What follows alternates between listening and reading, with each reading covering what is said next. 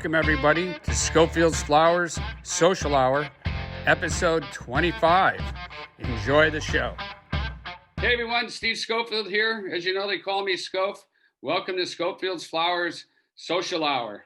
And I'm Chris Fratterigo. People call me Fratty. Fratty, what are you wearing? Go. I think this is the new official Schofield's Flowers uniform. Right? Oh, my God. Let's not try to wear black anymore. Boom. Right? We're the exact same thing. It's just, I think we just need to go back to wearing black, and then it just feels, normal and natural. But yeah, I can't even speak. I'm not in my normal outfit, you know? It's like a father-son series. Exactly. Hey, welcome to the family. We are a family show. Yeah. Right? The fuck we are. Right. We're talking whiskey. We're talking strippers. We're talking sports. And yeah. Youngsters, Talk about sports. Who do we got on today, Fratty? I know you're very excited. Yeah, so we got Brock Hendricks of the Hot Coffee Cold Beer podcast and premium seating manager for AEG at the Staples Center. He's a former industry colleague of mine. I've known him for a few years, working through the industry. I'm sure, as you know, even if you don't work, you've never worked at that agency or, different spots, you end up knowing everyone in the biz, kind of a thing. And sports is a small, little industry of salespeople, and you kind of get to know everyone. I think we even talked about it, how we had 50 people that I worked with at the Phoenix Suns. And after being there for even just a little over 2 years, I mean, people start going to other teams all across the country. Next thing you know, I know, instead of just working at the Suns and knowing people in the Suns, I know people in, 5-6 different states because people left to go take career growth opportunities elsewhere, and just keeps growing that way. So it's a unique fraternity, so to speak, within that industry.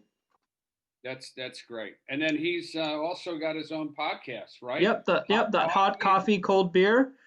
Yeah. And it's kind of a niche podcast. It's really for the sports business people. You work in sports industry. This is a podcast for you. And basically, they're having a hot coffee or a cold beer and talking shop of what's going on in their industry with their teams and their positions. And sounds like it's anything from great stories in the role to things that they're doing and innovations in the industry. Oh, wow. That's great. Well, he'll be I love the fact that he's got the premier seats. You know what I'm saying? So exactly. When we get back running, we got to go to a game or anywhere who you and I are. Yeah, right? We'll have to go to a game, and again, we talk about in there, and fortunately, it's LA is probably going to, sports are going to be the last thing to come back from this. But the exciting thing is when it does come back, we're going to be in a good spot because everywhere else will have been open and running and operating, and by the time we can get back into that Staples Center, it'll be I feel like the country and the world will be in a much better place. Yeah. Well, all right. Well, this sounds great. Let's go to him and welcome Brock on the show.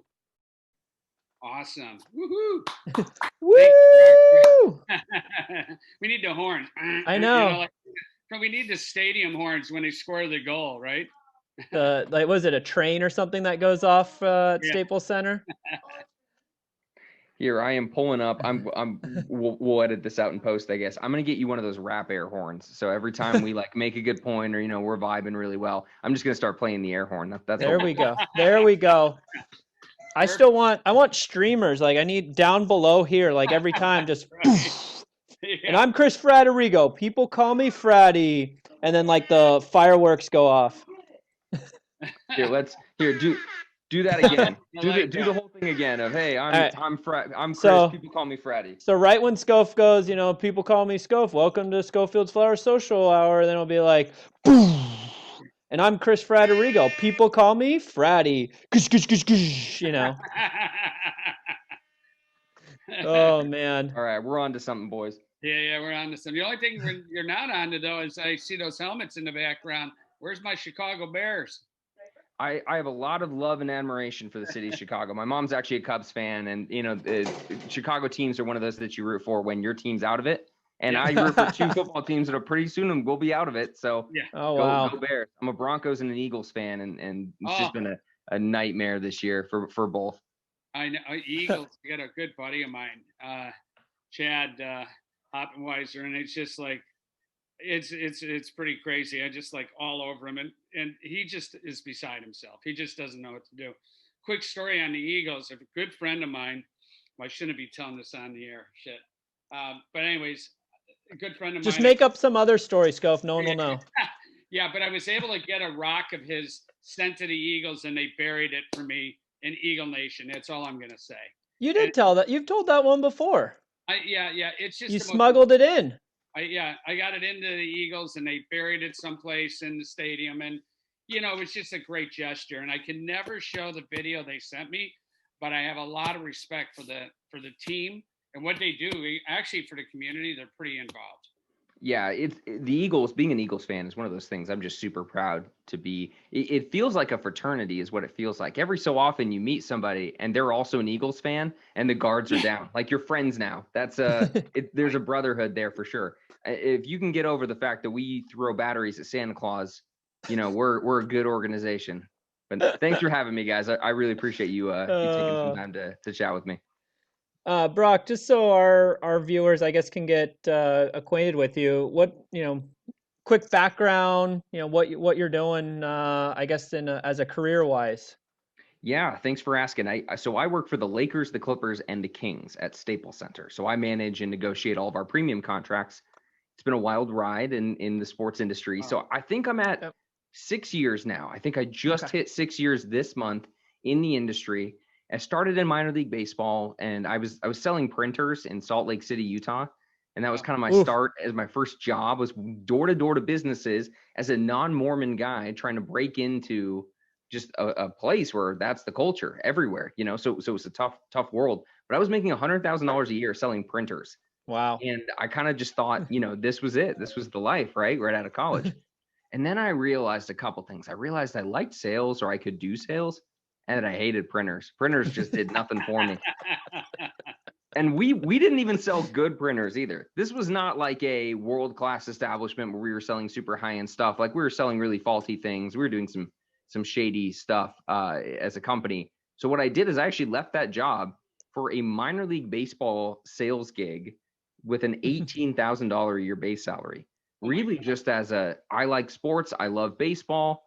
I kind of grew up going to Salt Lake Bees games. That was the name of the team. And so, yeah, let's see where this goes. And then it took off and magic happened. And it's one of those things you hear the story a lot in sports of people just kind of get into it and they don't really know what they're in for. They just think this is a cool job to do for now. Oh, yeah.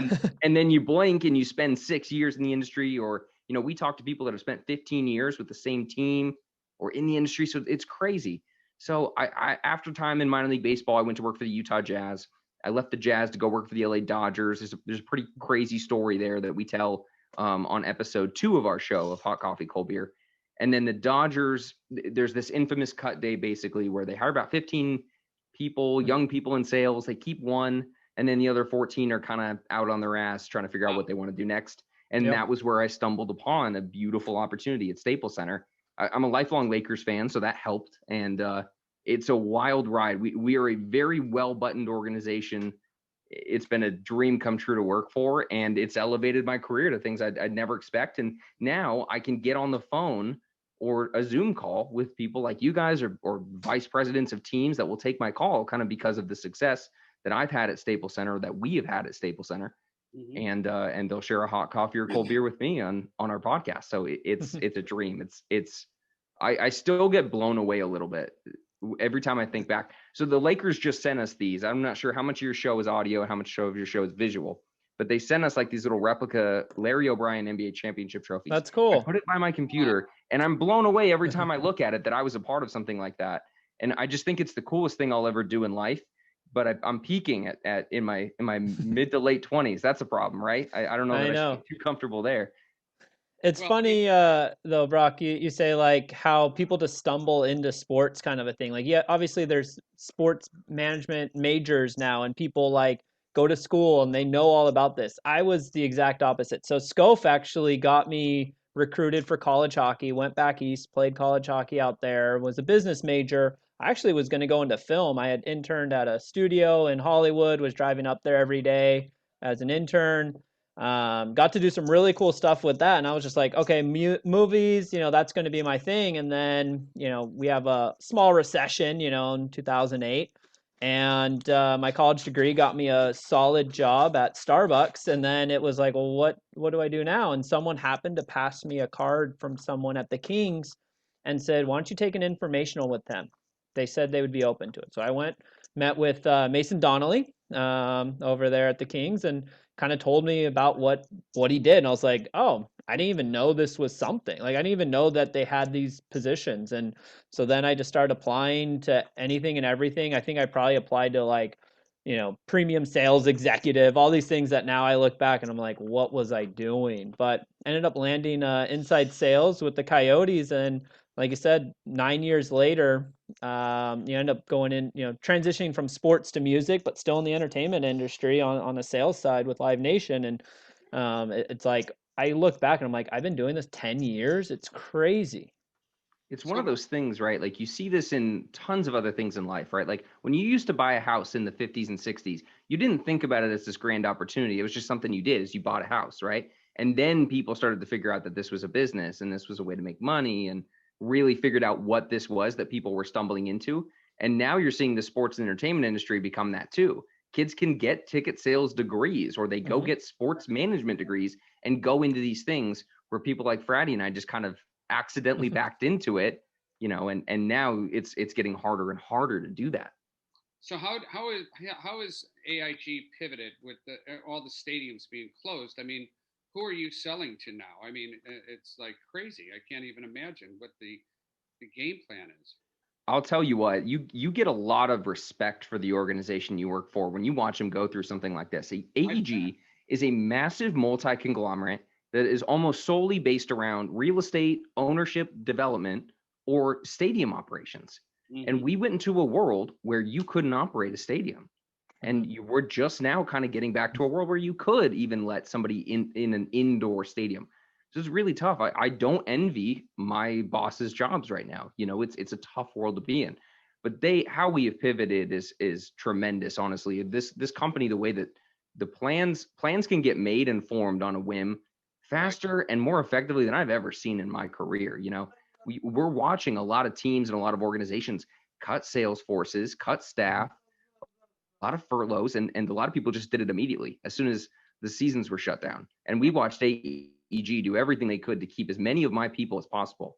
And so there's a tremendous amount of respect forever for something like that. Really where we're at now, and this will vary by demographic. I mean, AEG has arenas they either own or operate all over the world. We own the Shanghai Arena or the Mercedes-Benz Arena in Shanghai, own or operate the O2 in London, T-Mobile Arena in Vegas, Staples Center in LA. So, we're very well versed, and it's just going to come down to local counties and what we can do. Here in Los Angeles, we're anticipating we probably won't have fans for the rest of the year, barring some kind of miraculous development with the health of the country, that there's a vaccine that really works and it's widely distributable, and maybe we're back in a couple of months. That's like the absolute miracle scenario. So we're planning as if nothing is happening for this season. And our LA branches have basically started to move towards the 2022 season. And at least in basketball, that would start likely about December of 2021. So about a year from when we're recording this. And we have a story to tell is get in now. Eventually we'll be back. And when we are back, this is the key, because we can all imagine, everybody remembers the last concert they went to right before all this happened, or the last sporting event or something like that. So everybody's chasing that moment. And when we're back, we're back, baby. And that kind of echoes what's going on with Live Nation. I mean, them and AG, I know, are working together with a few other, major entertainment companies or organizations and stuff to figure out what to do, how to work together, what to, work with the government officials and everything. But, that's the nice thing about Live Nation, is that they are global. So we're operating in Asia, in Europe. It's obviously their winter, so they have to go indoors. And I think in Germany at one point recently. They were indoor concerts going on. But they're also in South America and other countries where now it's winter or summertime. So now the outdoor in other areas where they're getting revenue from that, it's maybe not at full capacity and it's not what they're used to, but they're able to be lean in what they're doing and kind of survive it. And then I think they're saying like 70% of people haven't asked for refunds on their tickets. They're just like, keep rescheduling, we'll keep our tickets. And when that concert happens, I'm going to be there. And obviously the proof will be when it's like, okay, this date's actually happening and now you need to show up. Because I'm sure people are going like, well, we'll go. And then it's like, oh, wait, now we have to go. People will decide whether or not they're comfortable or not going. But I can't imagine anything here, like you said, in LA, Orange County, where I'm at, like it's not happening if there's not some strides in the overall health of the country and at that point the world. So Wow. Wow. That's just crazy. I mean, so no more fans till possibly 2022. That's where it looks like it'll be for now, and that'll depend on Yeah. individual cities. Yeah. Like if North Carolina, let's say, just a random example, is doing well, then maybe the Charlotte Hornets as a county, they work with officials and they can get some kind of minimum capacity, and those things will happen throughout. I talked to somebody at the Utah Jazz today who said that they're going to have some, a minor amount of fans in their stadium in Salt Lake City, and in Los Angeles. I hope I'm wrong, but I don't see it happening for a while. But that's the pivot for now. But isn't it funny that, sports really in live events went from one of the most stable jobs in the world to all of a sudden no stability whatsoever. And we're kind of, and maybe this is preparing for the worst, hoping for the best type of mentality, but we're kind of expecting that we won't be back by the time the businesses we sell to are back. We might be one of the last ones. Oh, wow, that's sad. Yeah. I was just downtown today, picking up some more material for our smoking jacket, and I went by Staples today, and to see all the activity gone and not seeing anybody on the streets, and it was just like a ghost town. It was just because I for 5 years I had season tickets to the Kings. So I went to 2 Stanley Cup playoffs, finals, and blah blah blah. So it was fantastic. I mean, I couldn't ask for anything better, and it's one of the greatest. My kid played minor league sports, hockey, in the ECHL, CHL, and the SPHL, and every HL but the NHL. Damn it! But but he tried. I mean, he just had groin and hip injuries. But to have those fans, to see those fans at games like his, like the minor league system has got to be really hurting, and kids that are trying to make it to the big leagues don't even probably have a shot right now. What happened to minor league baseball and the D League and all that? What's going on with that? Yeah, you'll see this trend really hit us in a couple of years when this is all said and done. This is going to be one of the lingering effects and this could be said for all live events, right? If you're in the concert world, the kind of people that would break in as openers now aren't going to get as many looks, right? Because it's only the big people that are going to get shows. So there's this trickle down effect, right? Where it's like the next in line are really going to get hit hard because if you hadn't broke through yet, your opportunities are going to be very far and few in between. So everybody kind of got pushed down. You'll see that with stand-up comedians. You'll see that with entertainers, live speakers. And now you'll see that with sports too. You'll just see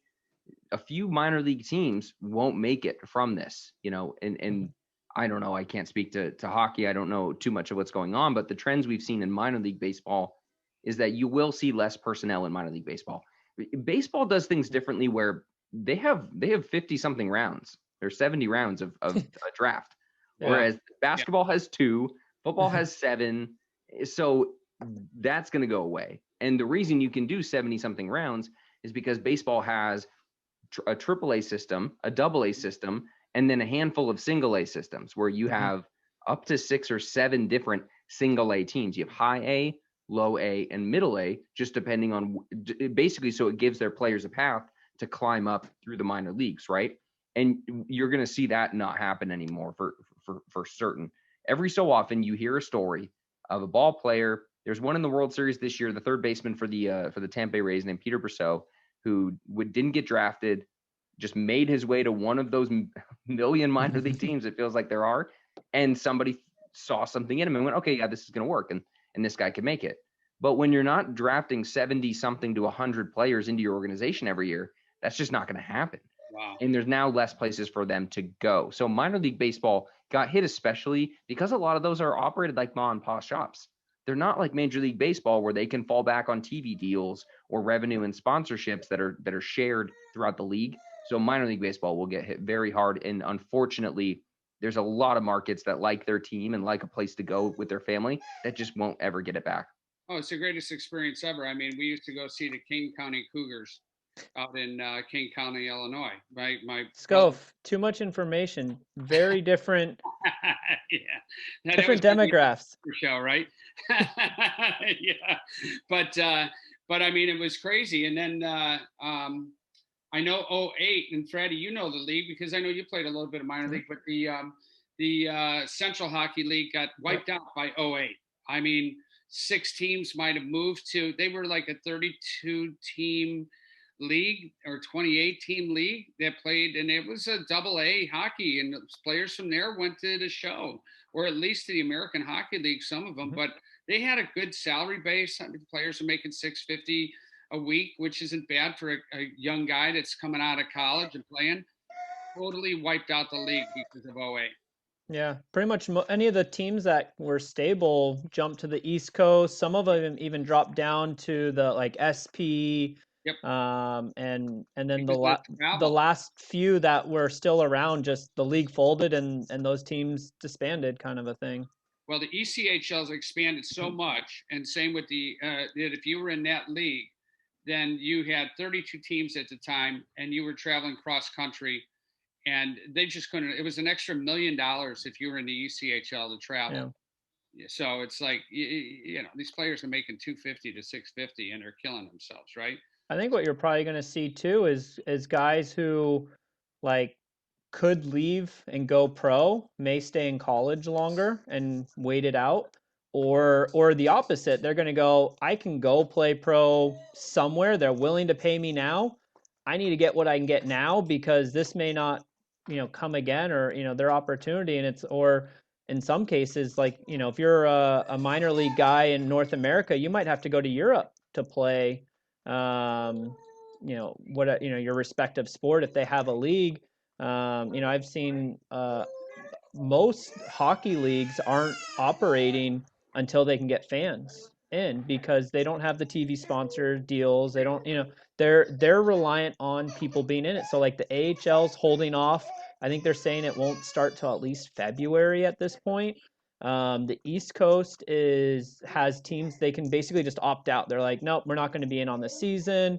So, if you're an AHL guy, what are you doing between now and maybe February? Like, if you're that fringe guy too, it's not like, well, I'm going to go to the A and I'm going to get called up, so maybe I can just make the NHL this season. It's like, I'm a solid AHL guy. I may as well go to Europe where the leagues are running now and get paid. So it'll be interesting to see what kind of decisions happen here in the next, I guess, few months for some of those guys. Brock, what is I know we had a little bit of a pre-call not long ago and talked about the salary caps and everything. That was a really interesting subject. I just was blown away for those who want to learn a little bit about salary caps. But let's talk about the NBA being the most, I mean, Jesus, if you're a good NBA player and you're making money, oh my God, that's crazy money.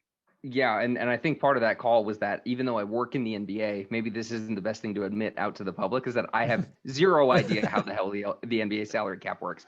Because in other sports, the NHL has a as much of, they break it down to a week or a day based on how much you get paid and whatnot. So it's a hard cap where you get, was it 90 something, I think, or 80? 80. I think it was 81 million, 82 million was the cap that they agreed on for the next 2 years. I think something around there. And there's not really ways around it, right? In the NHL, you get 81 and what you get is 81. But in the NBA, there are very different ways to manipulate and burn over the salary cap. So, for example, the day that we are recording this, if you look at every NBA team's cap, currently there are 3 teams that are not over the cap, and that's it.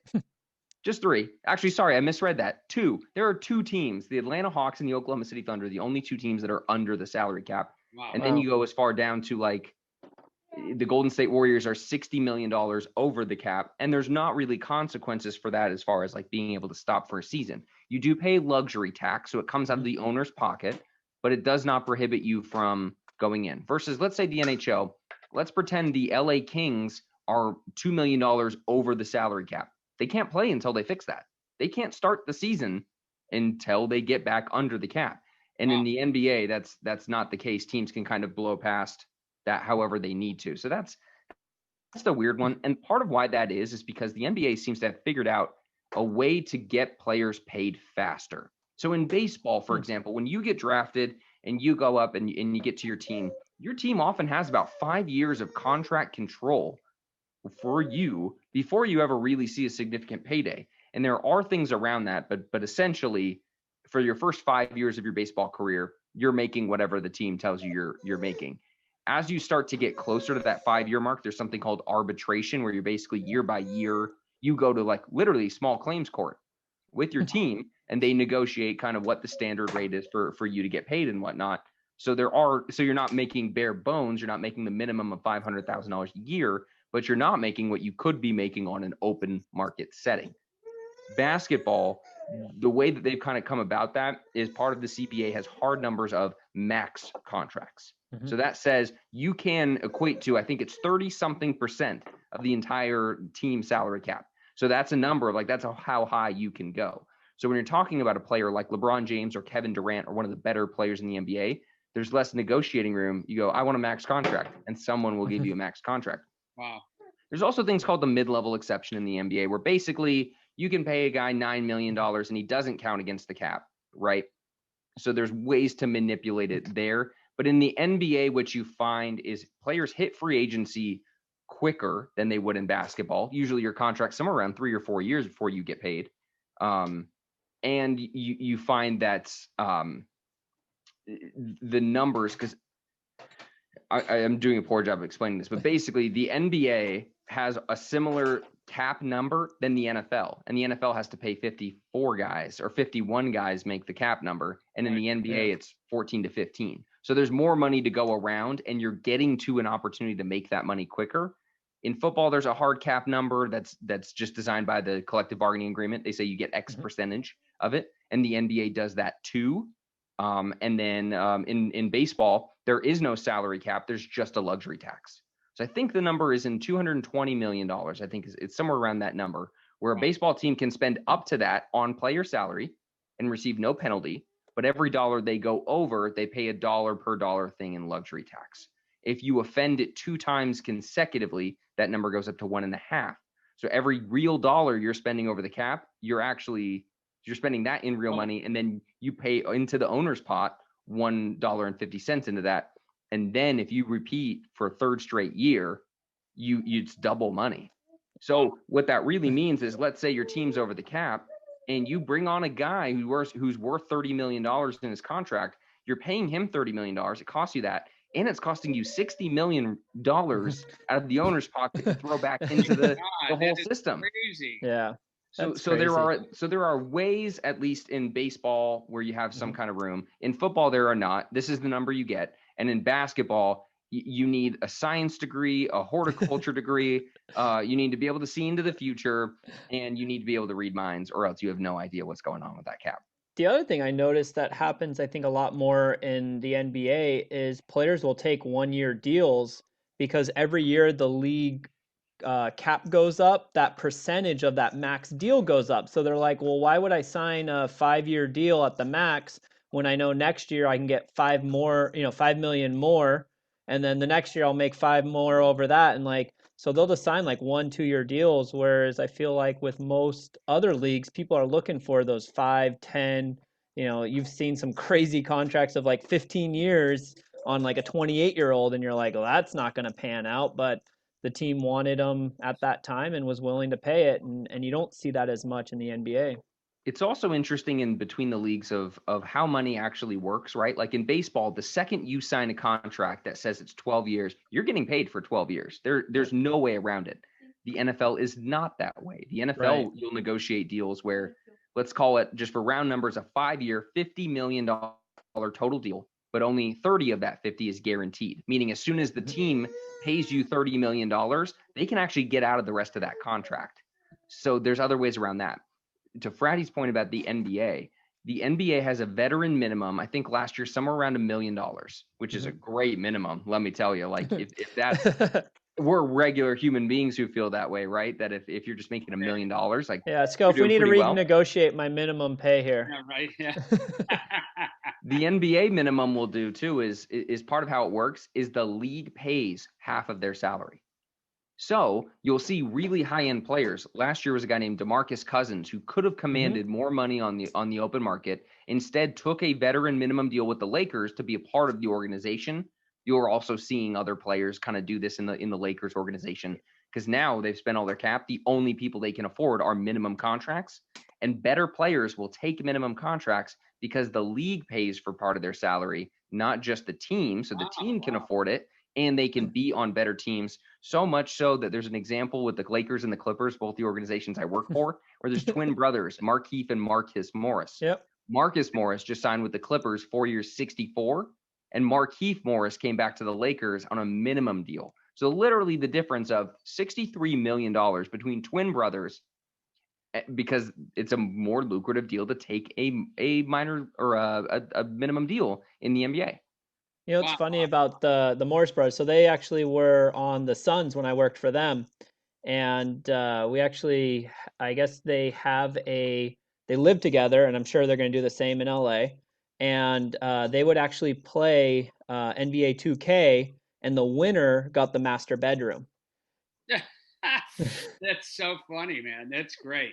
Yeah, it's always nice because anytime in the minors and even the pros, guys coming in and everything, they wind up rooming with somebody, and you got to have those guys because sometimes guy gets shipped off too and gets traded. At least in the minors, man, it's like a real Right. bar. So are you going to get a ring, Brock, from the Lakers since you won? Yeah, this little replica trophy is really nice. But a ring will be the icing on the cake. Yeah, that's part of the allure of that's why Staples Center for me. I know I could be doing other things. I know I could be out of sports. It's I want to win a ring and I want to give it to my dad. Yeah. That's my whole why in life. So we're waiting on word from the Lakers. We believe we're getting them. It's not 1,000% official, so I'm going to timestamp this a little bit. Hopefully in a couple months we're doing this again, and I got a big bling on my middle finger. But yeah, we believe we're getting them, so we'll stay posted on that. That's awesome, dude. Yeah. Well, that was great to see them win. It was great to see the Dodgers win. So sad to see what happened to Kobe. Just terrible, but I mean, it just showed what a fan base is about with all that happening and across the board for both the Lakers, the Dodgers, and for Kobe Bryant. Which I'm actually smoke cigars with a good friend of mine. I call him Coach, and he's one of the coaches at Mamba. So he really was very tight with Kobe, and he was just brokenhearted beyond. I mean, it was really sad sitting around talking with him. It really took a lot to get him out of his funk. But yeah, I mean, life goes on, and you just got to be thankful for every day that's you make it through, right? Especially with this COVID-19 and everything else hitting us. I mean, if you're alive and well and still have a job, you're doing pretty good. And if you don't, then hopefully somebody's helping you out or you're figuring it out how to pivot, which we've had to do. You know, we've had to pivot quite a bit with Schofield. So we've changed up our social club to social hour and doing our podcast again, and we're getting business because of it, which is great. We've just been doing some collabs, and more collabs are coming up, and we're getting involved in back end deals with them on. And that sounds sort of mobbish, right, honey? Oh gosh, Scof. Get me in the back room and give me your cash. Between one of our past guests who was a stripper and and your mob ties, like back end just does not sound right. Right. I asked her how she wanted to be. How do you want to be? Do we say you're a dancer or a stripper? She goes, no, stripper. And I'm like, okay, hang on, let me write that down. Stripper. Yeah. But speaking of kind of pivoting, I mean, Brock, look, your podcast, Hot Coffee, Cold Beer, started during, this pandemic. Obviously, you're you're still working, and you still have that. Was this something that was in the works prior to, or was this something that, kind of through this, you pivoted to either branch out or do something you've always wanted to do? What's kind of the story behind that? Yeah, the concept has been there for quite some time. Where and Fratty, this, just working in entertainment is I feel like every experience you go through, every time you meet somebody in the industry, you walk away going like, wow, this person's story is awesome. Like the people we talk to, the things they've been through, and the quality of human beings they are. These people need a show to go on and display themselves in these amazing things. So that idea had always kind of been there really since my first days in sports, where you meet these amazing people that do this, because it takes a very different human being to work in live events. The things you have to give up to do this, it's just special people. So this is always something I'd wanted to do. And then once the quarantine became real, that's when we got into full production mode and everything. So the idea, the concept came alive again, probably late April. And it took us about a month or two to figure out how to get everything set up. How do you actually record, right? Once you record it, how do you edit it? How do you get it onto a Spotify or an Apple? These were all things we had no idea how to do, that, as it turns out, are not as complicated as you would think, but we just didn't know. Also, in the sports industry, you're just so busy. There's so many days where you are at Staples Center until midnight. You turn right back around, you get in the car at 6 something a.m. to get back up and do it again. So this didn't take precedent, partially because I loved my job so much too. It's a good problem to have. So that's part of how this came about. Once we got it rolling, it's pretty turnkey now, where we're able to get these amazing stories out, and we put them out every Monday. And then we are coming up to a point where we will take a break at the end of the year and start to revisit the show. What worked, what didn't work, what things should we change and add, and hopefully take a pretty sizable audience over there. So the show started for two things. Is one, I liked the idea that people in sports needed more of a profile, right? We all know Kawhi Leonard's story. We all know Kobe Bryant's story. Okay, but what about the person who sells for them or works for them? Or how can you make a career or a life in sports? And this was our solution to do that. And then the other reason I wanted to make it is because I had this ex-girlfriend, Sarah, who just never believed in me. And this is like my way of putting creative energy into the world and channeling it to really go, like, fuck you, Sarah. I can be somebody. I can do something. Hell so yeah. So it's fuck you, Sarah. No, I'm teasing. You need to finish every one of your episodes and and that's it for Hot Coffee Cold Beer. Fuck you, Sarah. We'll see you next Monday. I love what you're saying, because I mean, my wife said to me, she said to me, why don't you just go get it? Like, when I decided to leave what I was doing with Mod Up Films, another company I had for 9 years, I had Zoke Studios for 15, Mod Up for 10 or whatever. And then I was like, I just got to go on my own. I'm tired of partners. My wife's like, then after we weren't making any money for a period of time because it's a startup again. And I thought I'd do a little bit better right off the bat, but it didn't happen as quick as I wanted, because everything was changing, going online. There's always these pivots you got to make. It's almost like you got to do a new business plan every 6 months, because things are changing, right? And so she said, why don't you go get a regular job like you used to have, where you get a nice salary? And I'm like, hello, I own the company. I'm the one that created all that shit. And I created my own salary. So, and then I did the social club, and she's like, oh God, how much money are we spending on the social club? I go, nothing, maybe a couple $100 buying some drinks for some folks. And that's it. But everybody came and paid for their own event at Lunetta all day in Santa Monica. It could not have gone better. And then I got a producer that came by, and he's like, Brian Jarman, said, hey, I love what you just did with this flower shop pop-up and everything on Valentine's Day, which I was Valentine's Massacre I did it for, because of my the mob experience with the flower shop and everything.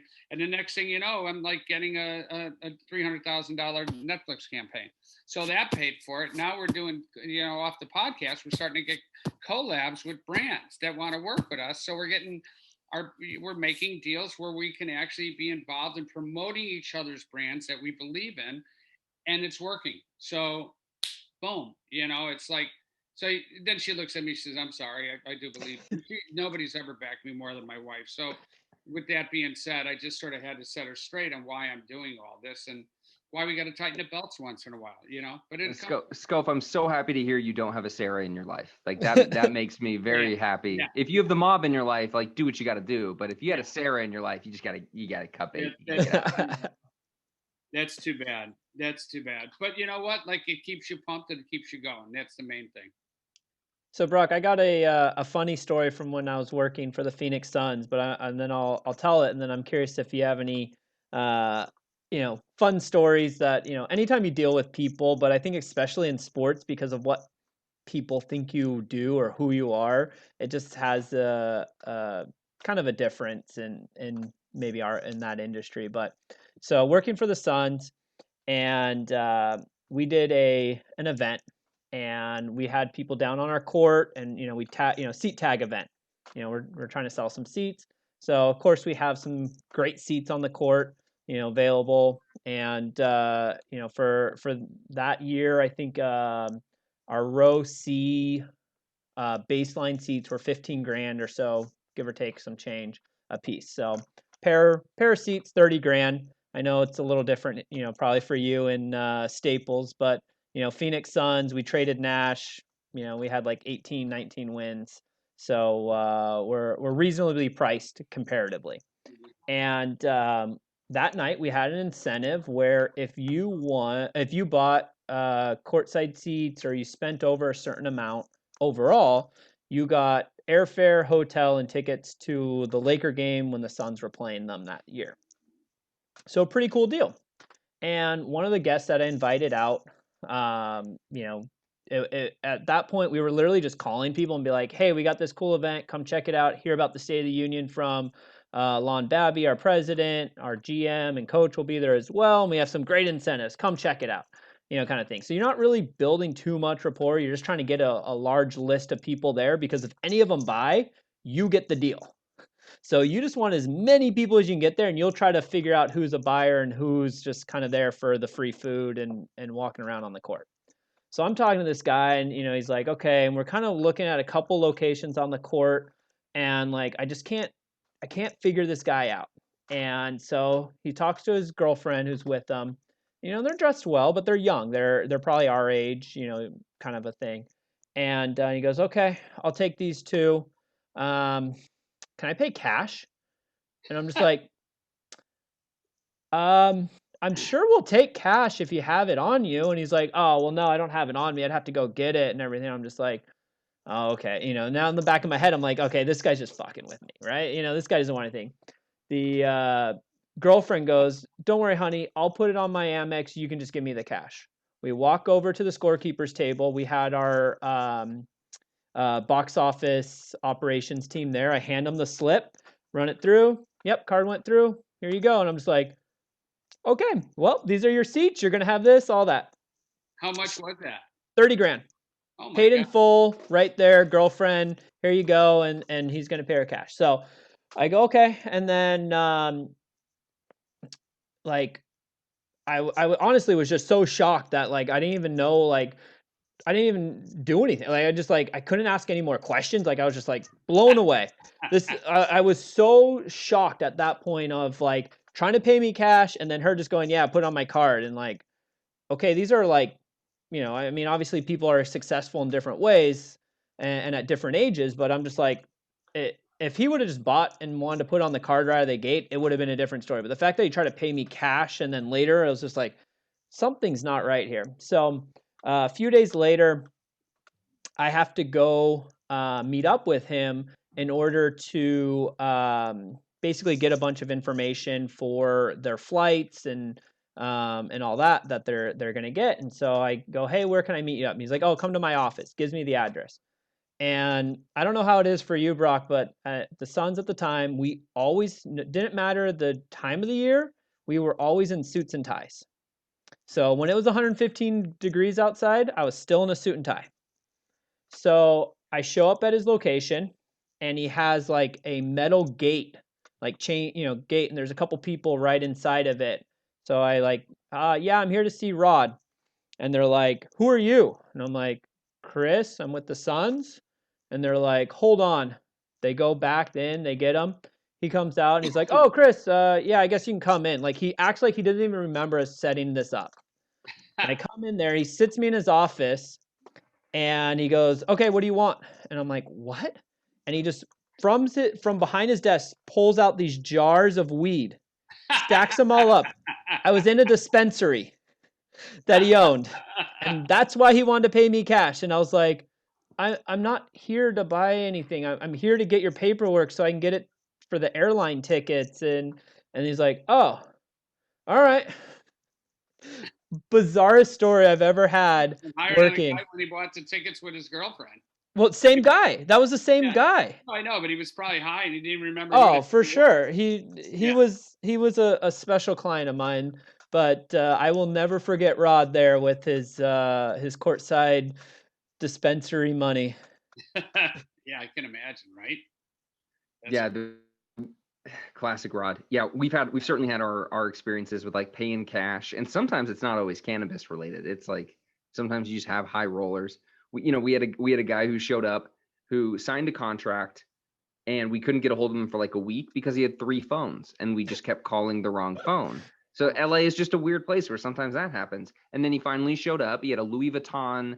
It's a male purse, not a satchel, whatever they called, like the yeah. Immerse.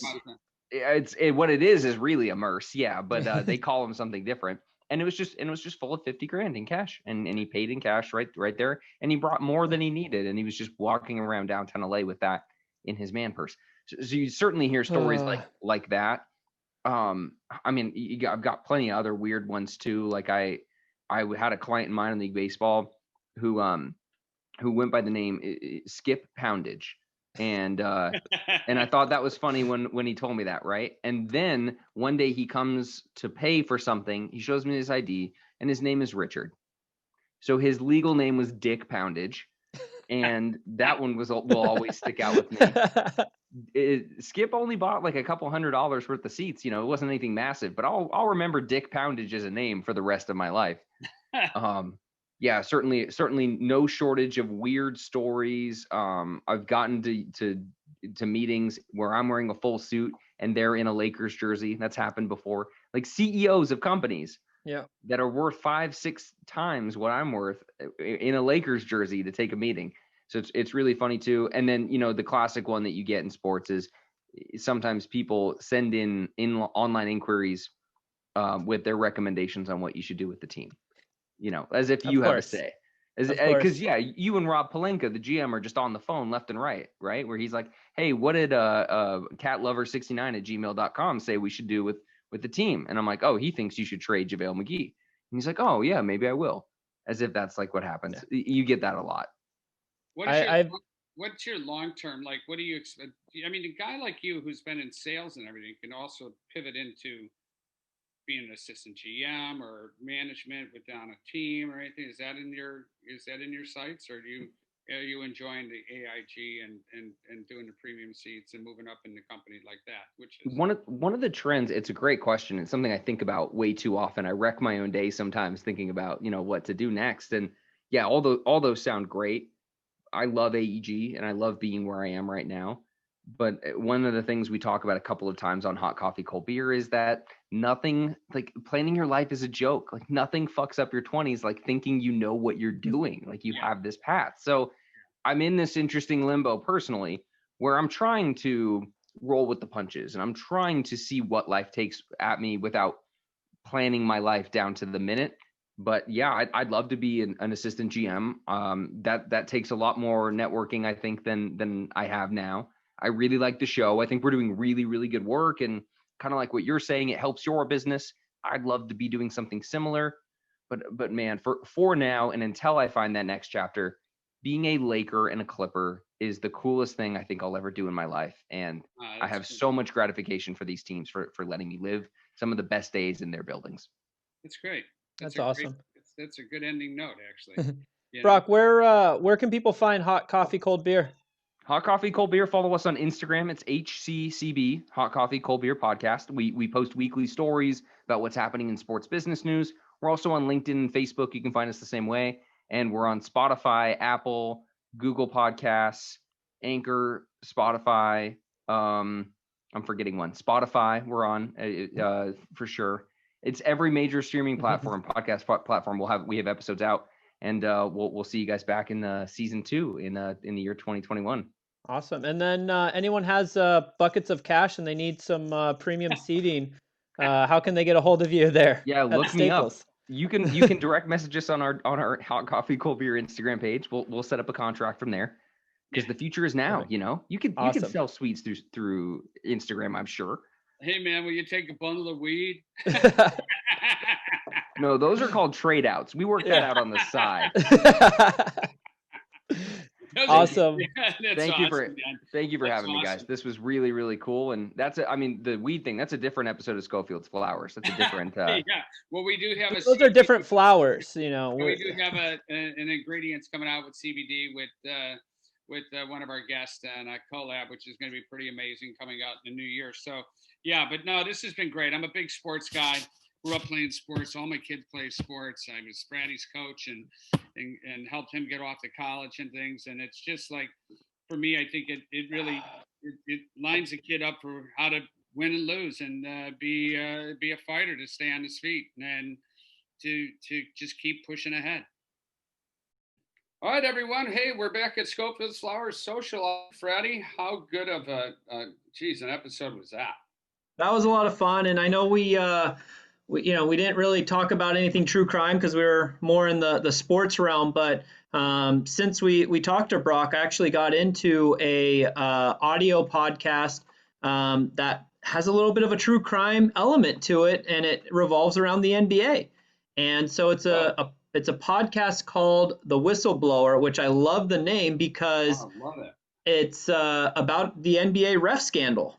And it goes much deeper than just the one kind of ref, and kind of across the board, some things that were going on in the NBA. There's some mob ties to it with the Gambino family in New York. And so it's the thing that I like about how they came up the name Whistleblower. So not only a ref who blows the whistle, but he's also the one who started ratting out the NBA for alleged other things that were going on behind the scenes, and ended up with an FBI investigation. He turned informant, and rumor has it that the NBA ended up leaking the story before the FBI could start wiretapping and mining them for data. It's a great 10 series little audio podcast, and I think they're about 30 to 45 minutes. So you could rip it in a week and hear it. It's a really good little story there. I won't go into too much detail, but and I feel like it's one of those ones where you could either believe it or go, nah, I don't think that's what's going on. But in the story, basically he's alleging that NBA titles and championships are in a roundabout way fixed. The refs are steering outcomes so that the most probable matchups happen. So interesting from a sports guy. How long ago did this happen? This isn't modern day now, is it? It is, yeah. So the ref scandal was in the early 2000s, I believe. Wow. And so I remember when I worked for the Suns, I had to sign basically some paperwork saying, I'm not betting on games. I'm not, giving out any confidential information, all this stuff. But from what it sounds like from what this guy was saying is it's all kind of a ruse to appease the public eye of saying, like, these are all the things we're actually doing. But behind the scenes, he alleges that, there's conversations happening such as like they'd get feedback from the league to the refs and say, hey, when LeBron's driving to the net, there's not enough fouls, or there's a lot of fouls happening that are getting missed. So while they may indirectly be telling the refs, call more fouls when LeBron drives to the net, is what he's kind of saying. And there was even a ref scandal earlier than that where the refs were basically milking money from the league for travel expenses and all sorts of things. So he paints a picture of these refs as alcoholics and adulterers and hang-arounds of questionable characters of the mob. So That's too bad. yeah, it's very interesting, and it starts making you wonder and start thinking back, and so it's a good listen if you're a sports fan, if you're a true crime fan, it all ties it together. So I was hooked. I think I listened to it in course of like 2 or 3 days. So Wow. All right. Well, everybody get out there and take a listen. We always love to support other podcasts. Right? So, I mean, check out the Coffee and Cold Beer, and check out the Whistleblower, and of course, check us out. absolutely. What else you All got right, going Fratty. on here, Scof? Anything good? Geez, yeah. We just got off the phone with Jason Etienne out of actually, he's just here. Oddly enough, he told a great story about the pandemic. He's living in Shanghai, in China, and he said to me that when they saw the pandemic, I'm out of here on a one-horse open sleigh. Cozy our way. Hell out of here and get to the States. Shit's gonna hit the fan here, and we need to be out of here. I mean, that's how alarming it was, right? Wow. And then all of a sudden, they get into the States in January, end of January. And when they get to the airport, they look at the guy, is anybody going to, he's waiting for somebody to check their temperature, because everywhere they were already doing it in China. Nobody's checking the temperature. He asked a guy, aren't you supposed to check our temperature into the public? And the guy goes, what are you talking about? Nobody. So, we got them coming in and out, people coming in and out from all over the place. Asia's a very big market, he said. And so, here we are in a pandemic. So he's been stuck in Cleveland, not stuck, but I mean, he's been in Cleveland, Ohio with his in-laws, which is, it's like after, you used to so much, and his career was blowing up like crazy. So he's with Endeavor out of Asia there, and with Endeavor WME, and is an artist, and he does these artist collabs with Nike and different artists and different brands and different things like so. He's agreed to work with us on a collab for the smoking jacket. That's so exciting, and I know I've been following along with all the patterns that are coming out and the different designs, and these smoking jackets are really blooming. Yeah, and that's going to be, and our whole thing is going to be and I'll end it here, is going to be about April showers, May flowers. We're going to have a really cool series. And I don't know if you saw the paper over the weekend, the LA Times. I don't know if you get the Times out there. I don't know what a newspaper is, Scof. What is this ancient device you use? The entire, I'm going to send you the articles, but the entire article was all about tie-dye. Oh, wow. That's awesome. Yeah. And who does tie-dye better than, who does tie-dye better than, That's cool. Yeah. Right. And so they had the whole article. Look at this cat here. Oh yeah. That's cool. So everything was about tie-dye and the businesses going, influencers. This girl makes macrame's her own yeah. Quilted clothing. And she's so and I want to show you this. Not humble anymore, but this is big brands and startups alike are stepping into the trendy Mexican style slippers here.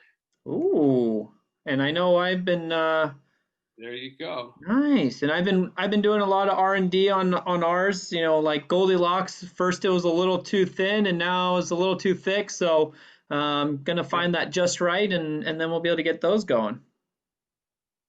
Yeah, I'll send you this, and you can actually read this. You can actually read because I sent it so you can read it. Yeah. So I'm going to send it to you right now, and then let's. I got to check out. I got another my 100th Zoom today already. So I'm teasing, of course, but I'm just getting really started on my Zooms. But I just sent you those, and perfect. Well, I'll check them out. Show, we got a lot of other. We got New Year's. We got. I'll give you a call back. We got to talk about some additional shows with some really superstars out there. And the holidays is going to be here upon us in 2 weeks. So I'll give you a call back later, okay? And we can Sounds chat good. Up and read those articles I just sent you. Will do. Well, thank you guys for tuning in. Scof's going to zoom out of here, and we'll see you next week. See ya.